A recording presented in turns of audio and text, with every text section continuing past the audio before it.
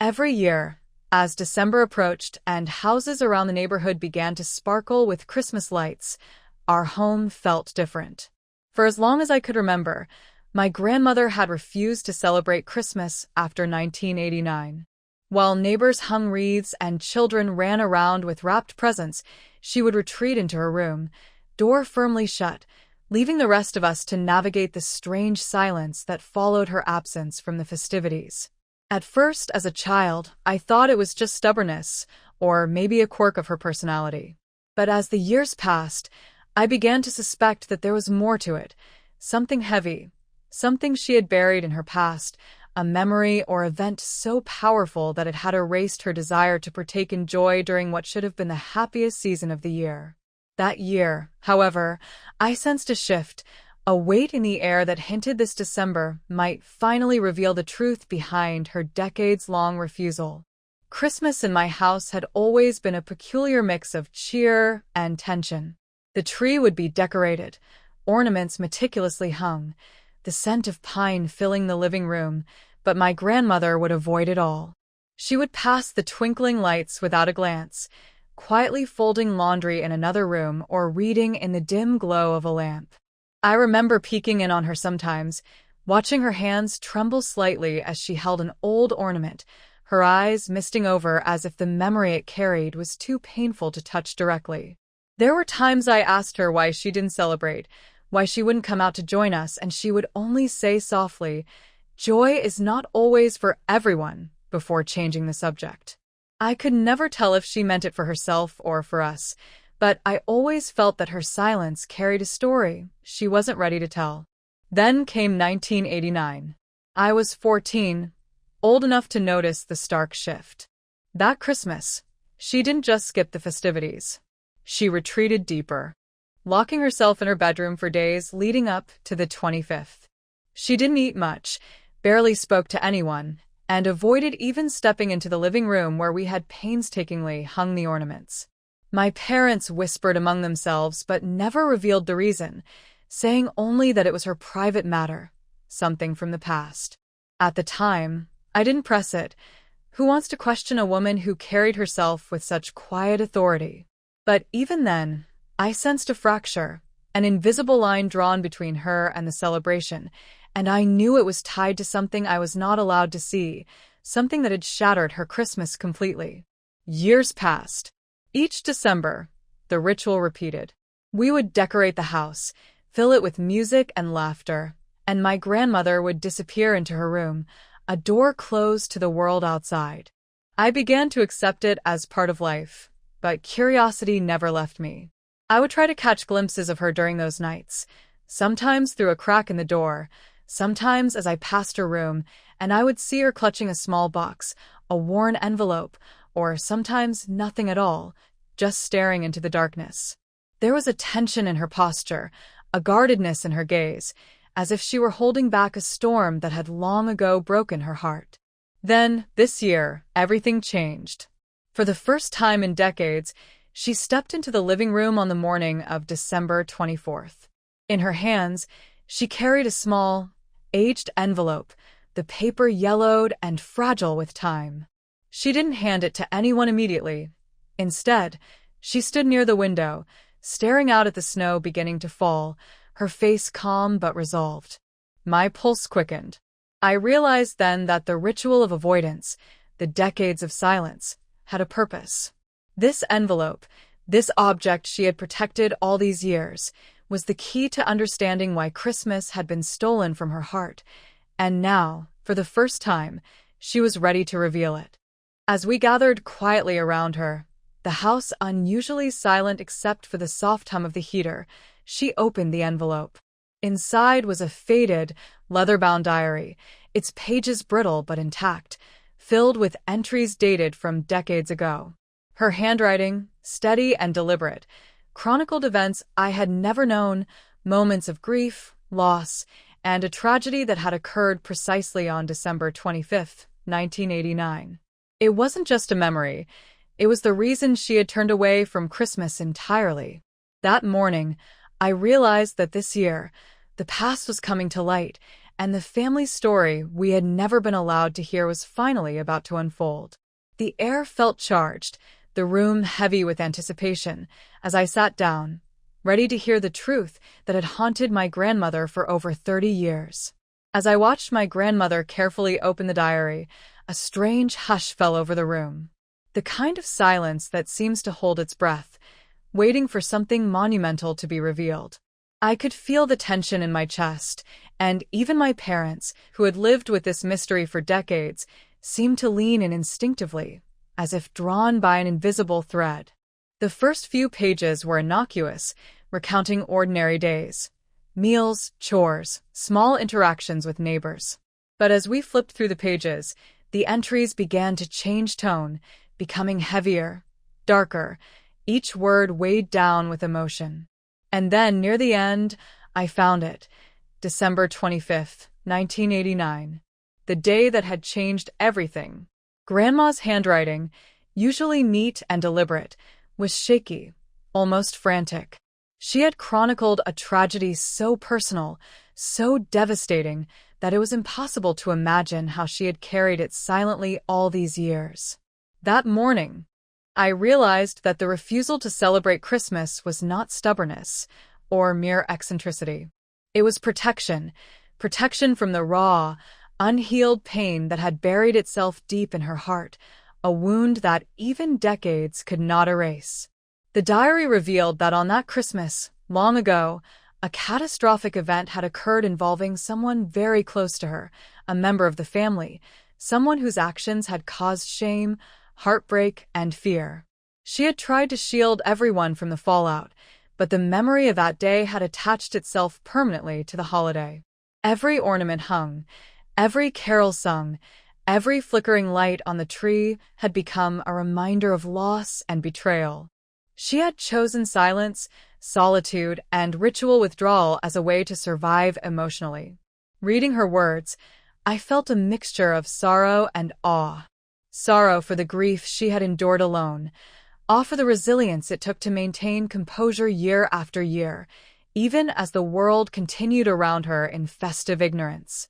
It was a meticulous, almost heroic act of endurance, hiding her heartbreak behind the closed door of her room, turning a season of joy into a season of quiet mourning that none of us fully understood.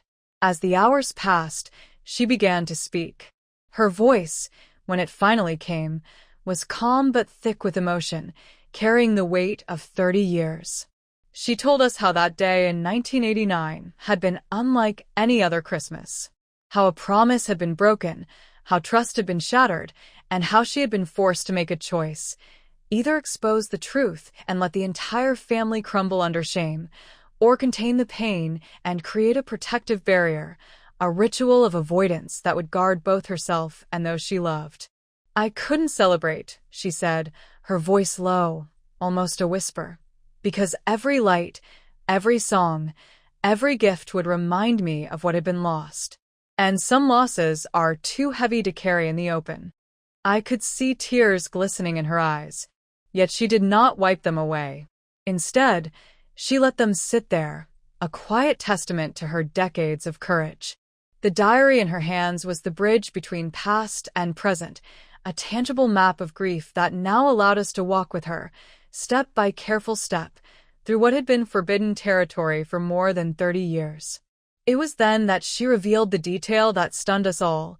The truth had remained hidden because it involved an outside betrayal, someone who had promised loyalty but had acted selfishly, causing irreversible damage.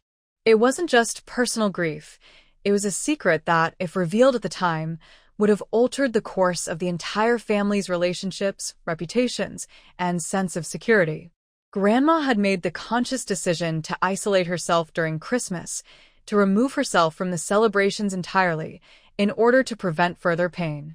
Every refusal to join us, every retreat to her room, was an act of protection, not just for herself, but for all of us. Hearing this, the room fell into a quiet awe.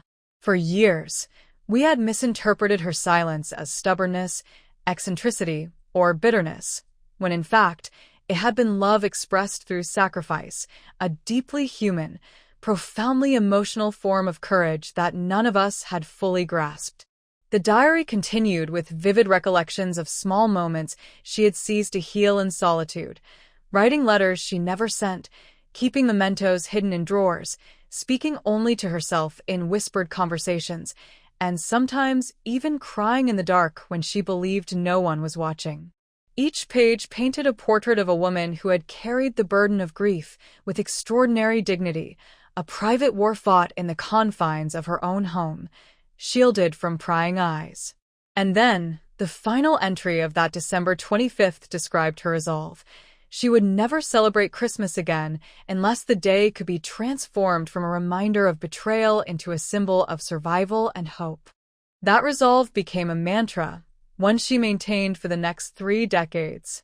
We had believed her withdrawal to be inexplicable, but now it made perfect sense.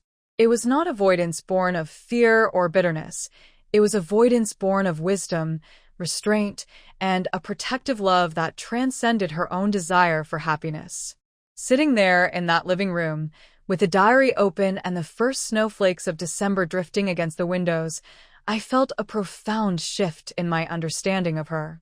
The grandmother I had known as silent, distant, and sometimes unapproachable was also a guardian, a strategist of emotional survival, a woman who had endured an unimaginable hurt and emerged on the other side, unbroken. This year, for the first time, the ritual of avoidance would not remain a mystery. For the first time, we were allowed to witness the truth, to see the human heart behind the decades of quiet sacrifice. And as she looked at us, her family, I knew that the coming Christmas would not be about decorations or gifts, but about understanding, reconciliation, and the unveiling of a truth that had waited 31 years to be told. As the diary pages turned, the air in the room seemed to thicken with the weight of the past. The entries from December 1989 were unlike anything we had ever read. They were raw, intense, and full of an urgency that made it impossible to look away. Grandma described that Christmas morning in detail, the way sunlight had filtered through the curtains, casting patterns on the floor, and the scent of pine from the trees she had meticulously decorated earlier that week. But amid the normalcy, a sudden, jarring event had shattered the household. A trusted family friend, someone who had been like an uncle to her, had betrayed her in the most unimaginable way. The diary didn't sugarcoat it. The words were sharp, precise, and painfully honest. She wrote about the moment she discovered the betrayal, how she had felt the walls of her home collapse inward, and how an overwhelming sense of fear and disbelief had replaced any joy she might have felt that morning. Each sentence made the air feel colder, heavier, as if we were reliving those moments alongside her. Grandma recounted the frantic hours that followed, the phone calls, the hushed conversations, and the desperate attempts to contain the damage before anyone else learned the truth. She spoke of her parents, who were elderly at the time, and her siblings, who were away, unaware of the chaos unfolding in the home. She had made a choice that no one could understand back then. She would shoulder the burden herself. She would remove herself from the celebrations, from the music and laughter that she had once loved, because participating in them now felt like a betrayal of her own pain. Each decision she made was calculated, not out of anger, but out of a protective instinct, both for the family she loved and for herself. She understood that confronting the situation publicly would only amplify the hurt, so she retreated, choosing isolation over exposure. Reading the diary, I could feel her emotions pulse from the pages, the heartbreak, the frustration, and the quiet determination that defined her actions. She had chronicled each detail meticulously, even the small, seemingly insignificant ones. The way her hands shook as she poured tea that morning, the sudden stillness when she realized her friend had disappeared with documents and items of sentimental value, the sound of the clock ticking louder than usual, as if marking the passing of innocence. Her writing conveyed a sense of urgency, but also a deliberate pacing, as if she were guiding the reader through her experience in a controlled manner. This careful, almost clinical approach revealed a mind trained to process trauma methodically, ensuring that no emotion overwhelmed the other. She had learned to survive emotionally by compartmentalizing her grief, which explained her later decades of withdrawal fr. One entry in particular caught my attention.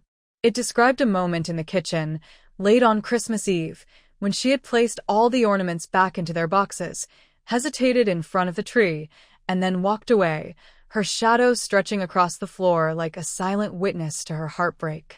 She wrote that she had realized at that moment that the holiday, once a symbol of joy, had become irreparably linked to betrayal and loss. It was not merely about a single event. It was about the erosion of trust and the shattering of innocence that could never be fully restored.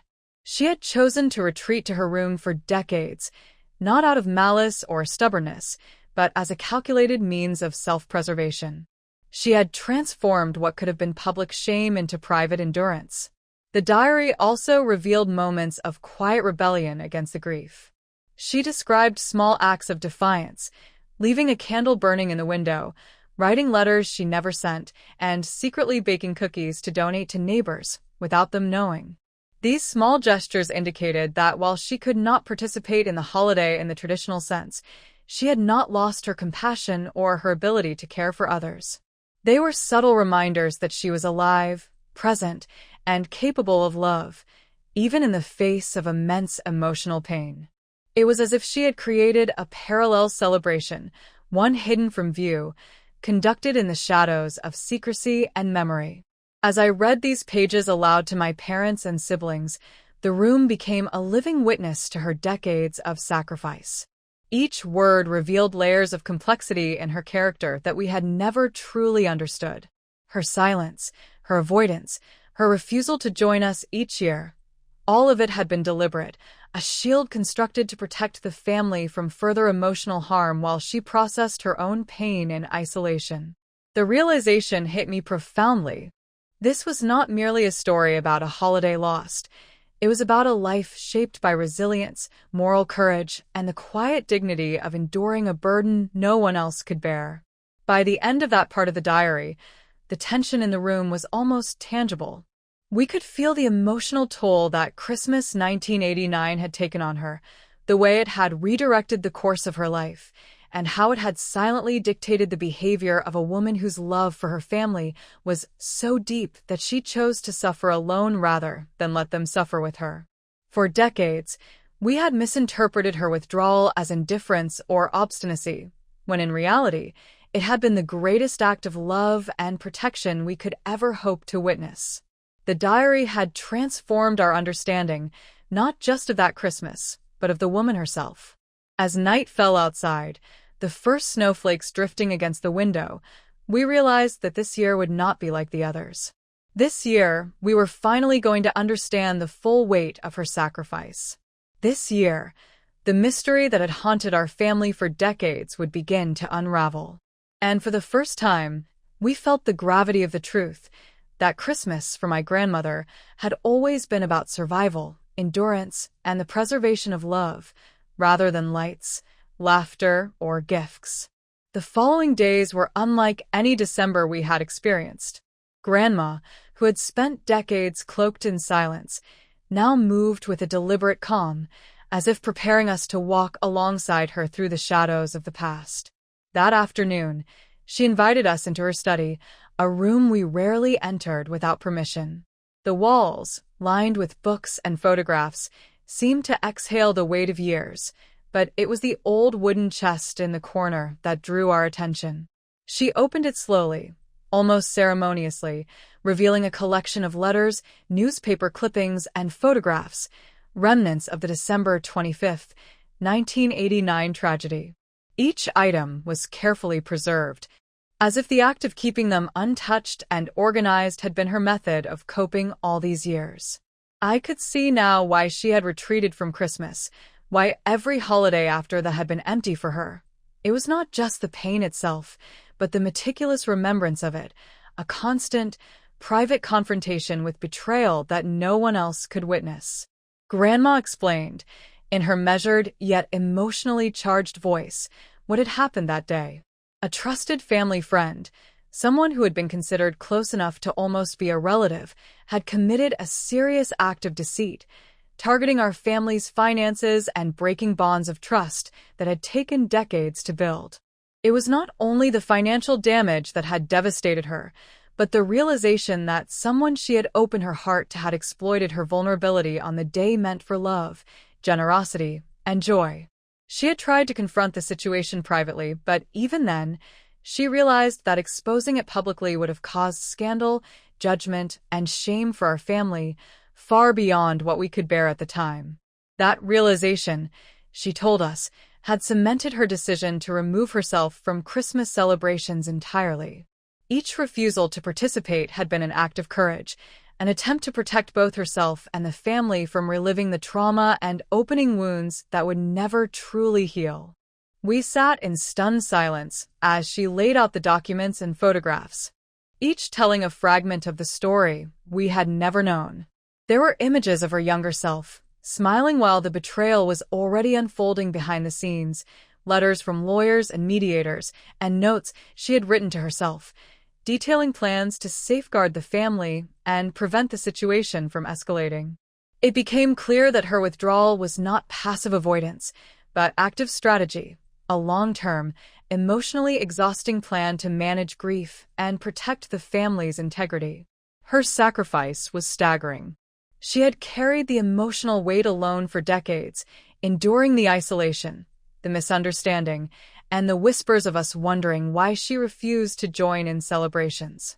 Each Christmas that passed was a year of her private suffering, hidden behind the calm exterior we had taken for granted. As we examined the materials, Grandma shared stories from that time, the way she had stayed up nights planning, calculating, and negotiating, all while maintaining the appearance of normalcy. She had attended to every detail silently, from paying debts quietly to protecting vulnerable family members from learning the full truth. The emotional labor she had performed was astonishing, the patience and restraint remarkable.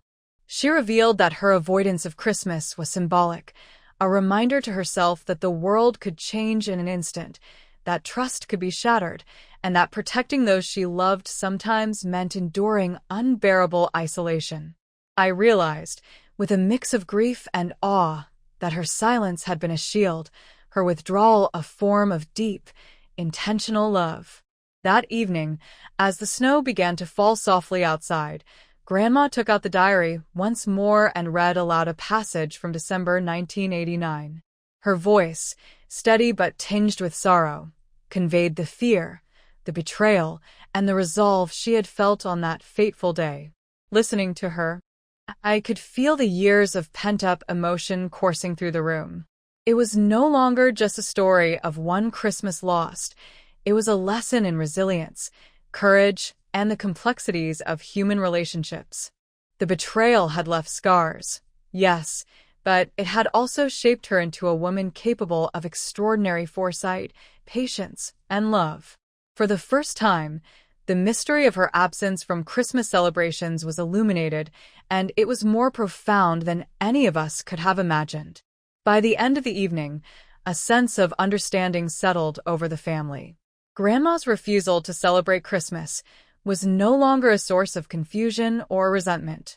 We could finally see it for what it was, an act of courage, a protective measure, and a form of enduring love that had shaped our family in ways we had never fully appreciated. That night, as the lights on the tree glowed softly and the snow blanketed the world outside, I felt a deep gratitude for her strength, for the sacrifices she had made, and for the wisdom she had carried silently for over 30 years. This year, Christmas would not just be a celebration of lights and gifts. It would be a tribute to resilience, trust, and the quiet power of a grandmother's love that endured beyond betrayal and heartbreak. The following morning, the house felt different. The air was lighter, yet charged with an unspoken reverence, as if it had absorbed the weight of the story Grandma had shared. For the first time in decades, we approached Christmas not as an obligatory ritual or a superficial celebration, but as a moment of reflection and understanding. Grandma, who had long been a figure of quiet authority, now stood before us in a new light. She was not merely the stern guardian of family tradition. She was a woman who had endured unimaginable emotional hardship to protect those she loved. I watched her move around the living room, arranging a small tree we had set up, her hands steady, her eyes calm, yet carrying a quiet gravity that reminded us all that this day had been reclaimed not as a festival of frivolity, but as a tribute to survival, love, and the endurance of the human spirit. We gathered around her as she continued to recount details from the past. The diary, now opened in her lap, served as both a historical record and a bridge connecting generations. She spoke of her fear, the betrayal that had rocked her world, and the painstaking care with which she had shielded us from the chaos. Each word she spoke revealed the intricate balance she had maintained between grief and protection, despair and courage. It was clear that the Christmases we had once considered empty or awkward were, in truth, filled with silent acts of heroism, invisible to all but her. The realization hit me profoundly. The rituals of avoidance, the years of withdrawal, and the deliberate silence had been her way of guiding the family through a storm she faced alone, a storm that could have destroyed everything had she not contained it with such unwavering resolve. As the afternoon progressed, Grandma invited each of us to sit with her individually. She handed me a folded piece of paper, worn and fragile, explaining that it was something she had written shortly after the 1989 betrayal. I opened it carefully, reading words that conveyed heartbreak, courage, and hope intertwined in a way that only someone who had truly suffered could articulate. Her handwriting, elegant yet tremulous at times, recounted not just the events, but her internal reckoning, the decisions she had made, the sacrifices, and the constant vigilance required to protect the family's well-being. I felt tears sting my eyes as I realized the magnitude of what she had carried in silence. She had endured years of emotional labor that none of us could have imagined. Her refusal to celebrate Christmas not a punishment or whim, but a profound, intentional act of love. By evening, the household had settled into an unusual harmony. The lights on the tree reflected off the ornaments, casting soft glows that seemed to symbolize clarity emerging from shadows. My siblings and parents, previously perplexed or even resentful at her absence during the holidays, now approached her with new understanding and reverence. Conversations that once skirted around her avoidance of Christmas became opportunities to listen, to validate, and to honor her experience. The diary entries and letters she had preserved served as a roadmap for empathy, teaching us how to appreciate the depth of someone's private struggle and the sacrifices made in the name of protection. For the first time, Christmas was not about the superficial joys of decoration and gifts, but about connection, comprehension, and emotional reconciliation. Later that night, Grandma asked us to gather around the fireplace. She held the diary, now fully revealed, close to her chest.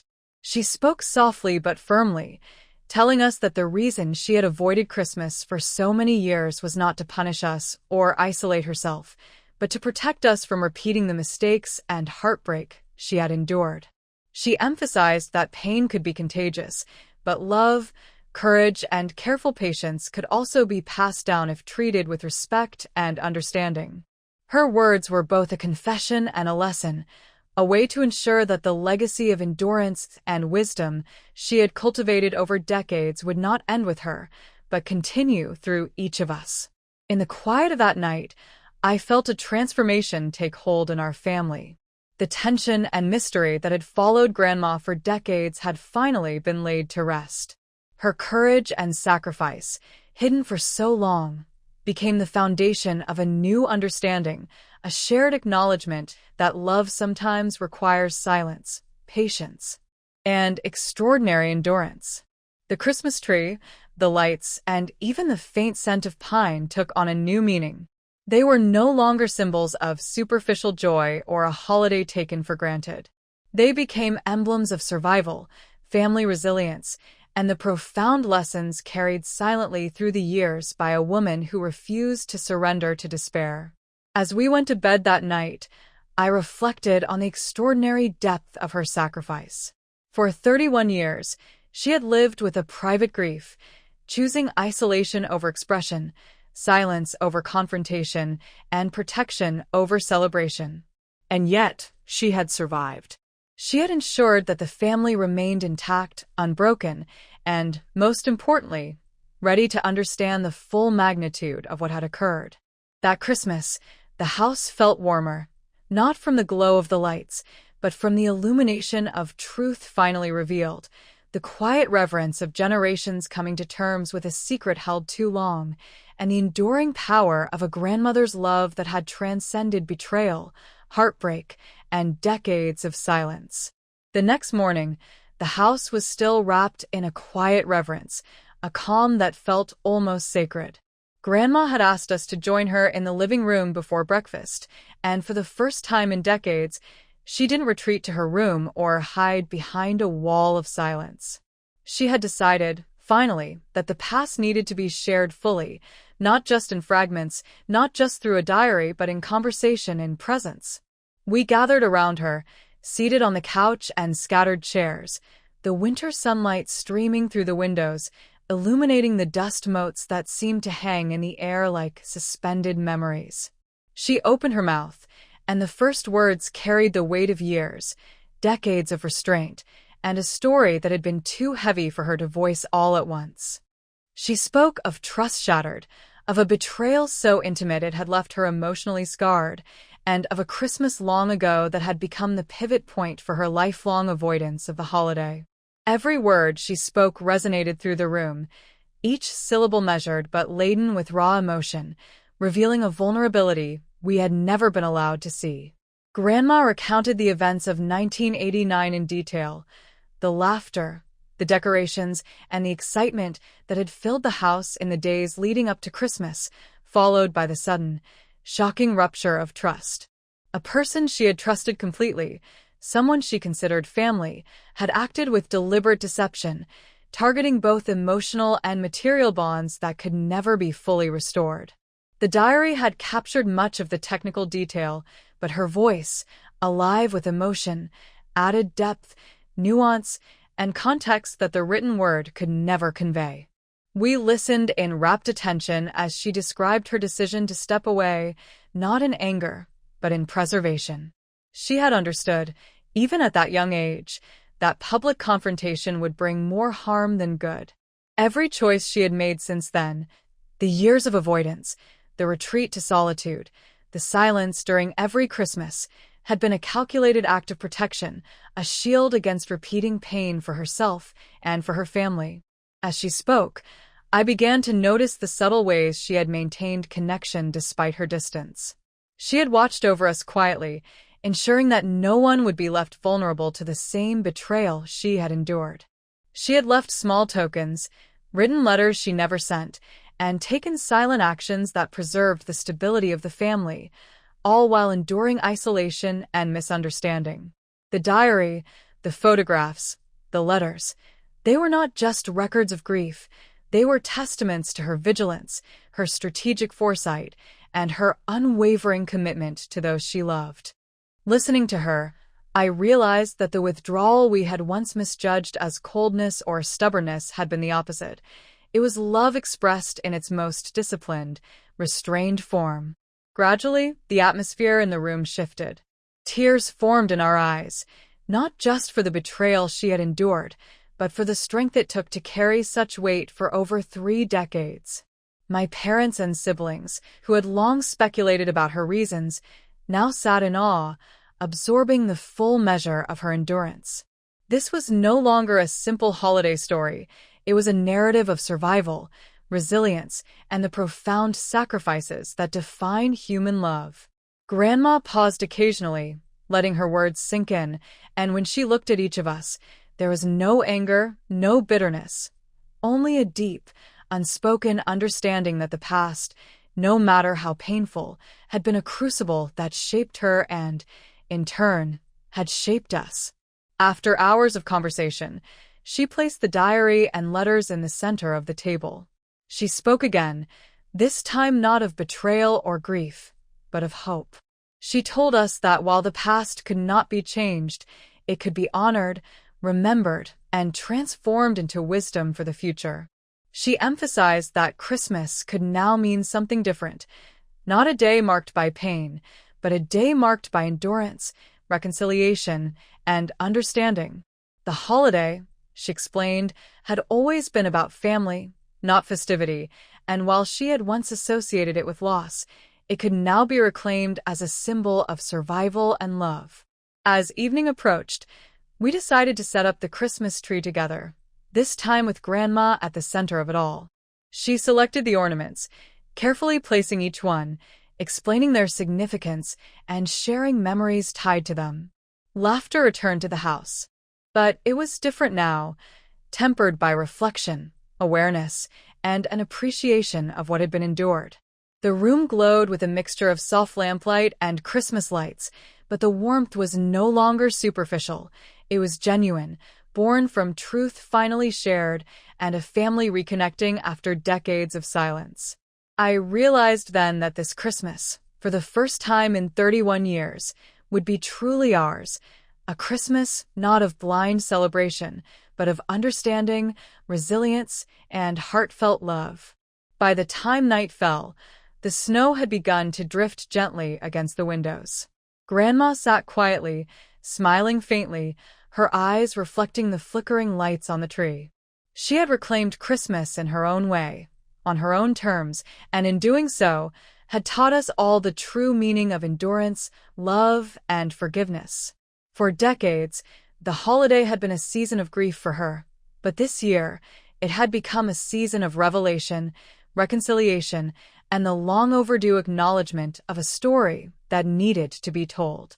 And as we sat together, the house warm with understanding and family unity, I realized that this Christmas would mark a new beginning, one where the past was honored and the present was embraced with gratitude, love, and the knowledge that even the deepest scars could give rise to light and connection. The days that followed felt almost surreal, like stepping into a world we had only glimpsed through the fog of decades-old silence. Grandma, for the first time in years, seemed lighter, as if finally unburdened by the secret she had carried for more than 30 years. We spent hours revisiting old photographs, reading her letters, and listening to her recount moments from a time none of us had truly understood. The diary, which had initially been the key to unraveling her silence, became a centerpiece of connection, a bridge between generations, and a vessel for empathy. With each story she shared, we began to see not just the events of that tragic Christmas in 1989, but the emotional labyrinth she had navigated afterward. A labyrinth of grief, betrayal, resilience, and love. What had once seemed like stubborn withdrawal now revealed itself as an act of courage so profound that it reshaped the way we understood our family's history and our place within it. Grandma spoke of the first few Christmases after the betrayal, of how she had chosen solitude over festivity, and how she had watched from the shadows as others celebrated without fully understanding why she could not join. She explained how each year, the memory had grown more vivid, more entwined with the lights, the music, and the rituals, until participating felt impossible without confronting a pain too deep to endure openly. Her words were raw, yet imbued with wisdom. She spoke of the emotional strategy she had developed, of silently protecting the family from the full weight of the truth, and of the resilience required to endure joyless celebrations while ensuring no harm reached those she loved. It became clear that every Christmas, her actions had been deliberate, thoughtful, and deeply selfless, a testament to a heart that had absorbed decades of suffering to shield others. We began to ask questions, gentle, careful, respectful questions, and for the first time, Grandma welcomed them. She told us about the person who had caused her so much pain, the way trust had been manipulated, and the long process of reconciliation that had never truly concluded. She described her feelings of heartbreak, anger, and helplessness, but also her determination to remain steadfast for the sake of the family.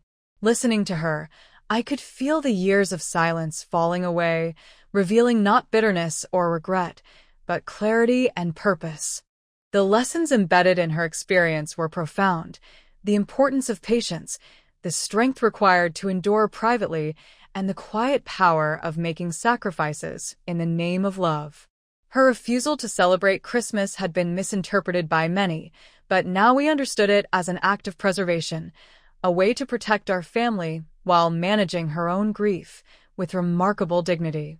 That evening, as we prepared for a modest celebration, Grandma guided us in small traditions she had quietly maintained through the years. She showed us ornaments she had secretly kept, shared stories tied to each one, and even baked a few of her old recipes, the smell of cinnamon and pine filling the air. Every gesture was infused with meaning, a reminder that Christmas could be reclaimed, not as a day of superficial joy, but as a time for reflection, understanding, and family connection. We realized that this celebration was different, not only because the mystery had been revealed, but because we were now actively participating in honoring her endurance, acknowledging the past, and embracing the present with empathy and love. The atmosphere was alive with a delicate balance of joy and reverence, an acknowledgement of the pain that had been endured, and the resilience that had allowed us to arrive at this moment together. Grandma shared a story from that first Christmas after 1989 that struck us all deeply. She had hidden a small gift under the tree for a distant relative, not as a celebration, but as a token of hope, a quiet reminder that despite betrayal and heartbreak, generosity and love could still exist. She had never spoken of it, yet the act exemplified the philosophy she had carried silently for decades, that even in suffering, one could preserve the best of human compassion.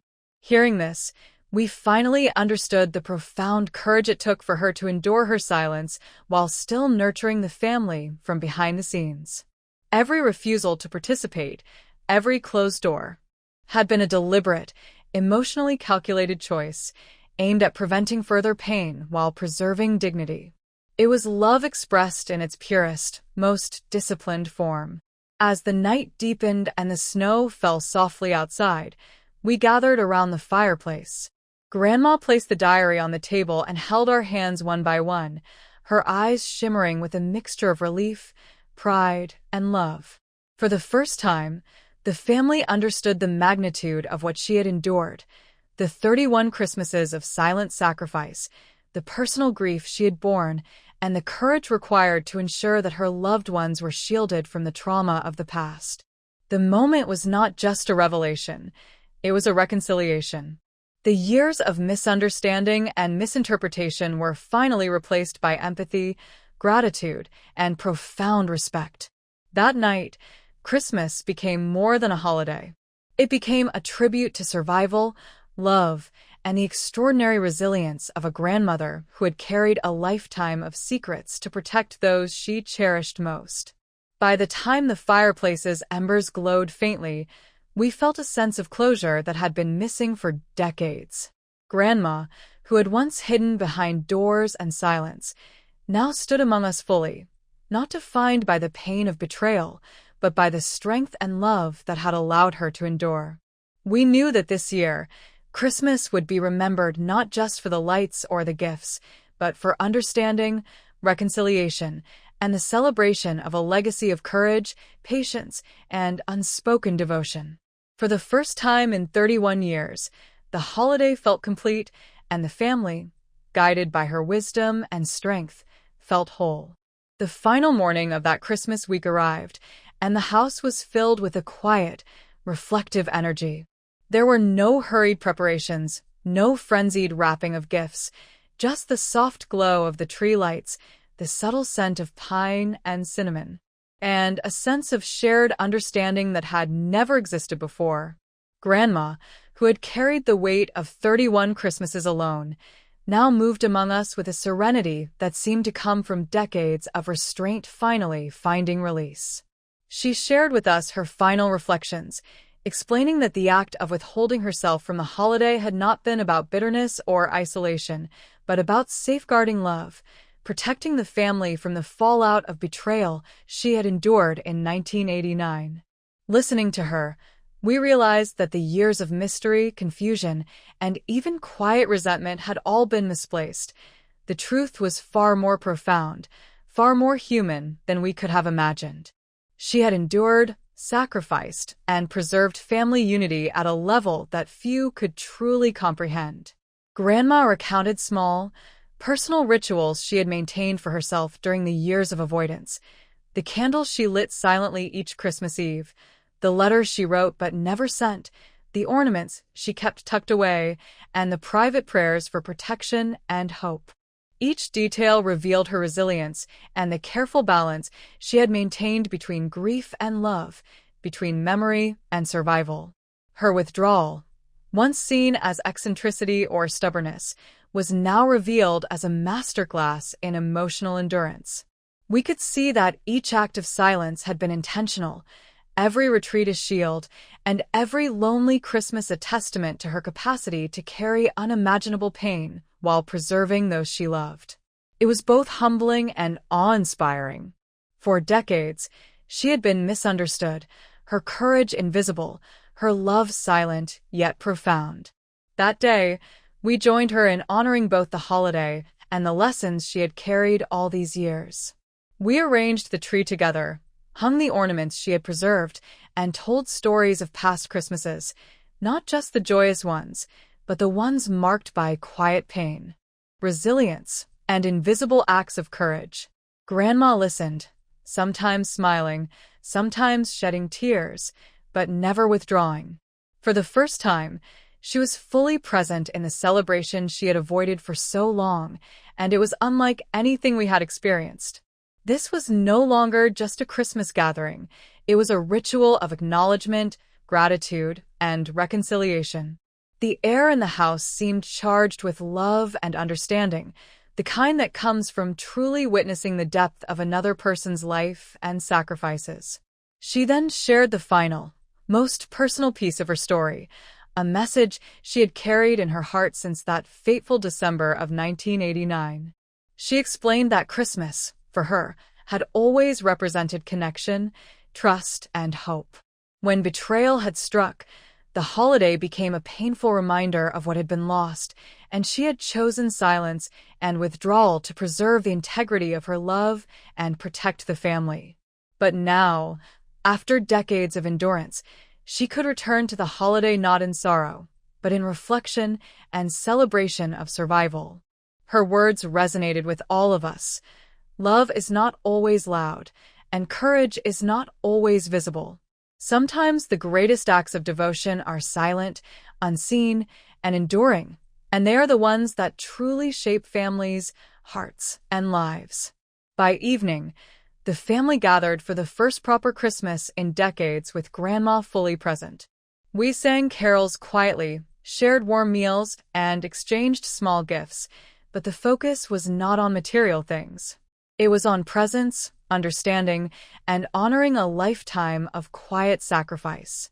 Grandma, sitting in her favorite armchair, occasionally glanced around with a calm, knowing expression. It was a profound moment, a Christmas reclaimed not from decoration or ritual, but from truth, reflection, and human endurance. The laughter, the gentle conversation, the subtle glances we exchanged, all carried layers of meaning, forged from decades of secrecy and heartbreak finally laid to rest. As the night wore on, I realized the full impact of her story. Grandma's avoidance of Christmas had never been about refusing joy. It had been about protecting it in the only way she knew how, by carrying pain privately, maintaining dignity, and shielding those she loved from the raw wounds of betrayal. This year, by finally revealing her secret, she had transformed the holiday from a symbol of loss into one of resilience, love, and deep understanding. And in that transformation, she had left a lasting legacy for our family, a lesson in courage, endurance, and the extraordinary power of love expressed silently but profoundly. When we finally went to bed that night, the house felt different, lighter, yet full of a quiet reverence. The Christmas tree glowed softly in the corner, snow blanketed the world outside, and for the first time, I understood what my grandmother had carried for over 3 decades. It wasn't just pain, it was love, resilience, and the extraordinary capacity to endure in order to protect others. And as I drifted to sleep, I knew that this Christmas would not just be remembered for its lights, gifts, or music. It would be remembered as the moment we finally understood the depth of my grandmother's heart, the sacrifices she had made, and the enduring legacy of courage and love she had bestowed upon us all.